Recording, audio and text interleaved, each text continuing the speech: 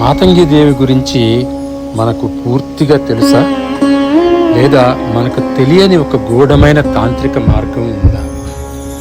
గత కొన్ని సంవత్సరాలుగా నేను చేసిన మాతంగి సాధనలో కొన్ని విషయాలు నేను ఎప్పుడూ బహిరంగంగా చెప్పలేదు. ఎందుకంటే అవి కేవలం పుస్తకాలలో చదివిన విషయాలు కాదు, స్వయంగా సాధనలో అనుభవించిన విషయాలు. మాతంగి మహావిద్య అనే ఈ సిరీస్లో మాతంగి దేవి యొక్క తాంత్రిక స్వరూపం, మంత్ర సాధన వెనుక ఉన్న రహస్యాలు, సాధకుడికి ఎదురయ్యే అనుభవాలు, అలాగే నా సొంత సాధనా ప్రయాణంలో నేను తెలుసుకున్న కొన్ని విషయాలను మీతో పంచుకోబోతున్నాను.